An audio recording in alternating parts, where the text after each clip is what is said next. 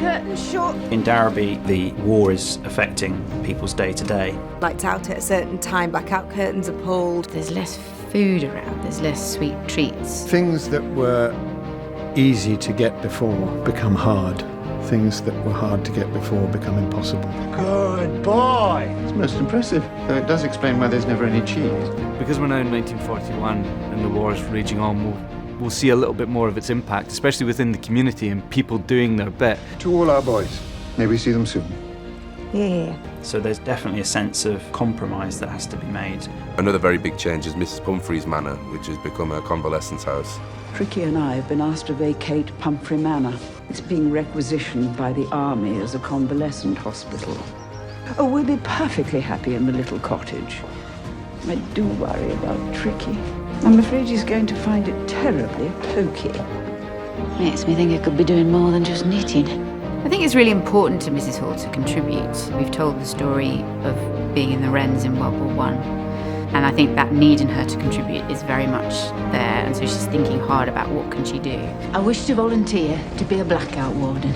I think it's marvellous. We must all try to play our part. There's an elderly member of the community who's been unwell following an operation, and Helen takes it in her stride with a baby on her hip to take over her efforts in the Victory Garden. Oh, you got your work cut out for you down here. So she ends up doing the vegetable patch, and that's something that she very much commits to, and I think it kind of helps her find her feet as her again. James is currently contributing to the war effort, training to be a pilot. Being slightly older, I think he takes it very seriously because the young men around him are all, they're 18, 19, 20 years old. So even his role as pilot within his little squadron, he'll be taking men under his wing. When you have no choice but to focus on the job in hand, there's a kind of clarity. Suddenly everything you've learned, all the knowledge, all the skills you've acquired, they just take over. You're at training and you're seeing men who are in your bunkhouse, leaving to go off and fight and not returning. Their beds are made and their stuff's gone, and new guys are coming in. So it would be very, very real, especially even at training. The training mission last night came under fire from the Luftwaffe. 3 German planes came out of nowhere.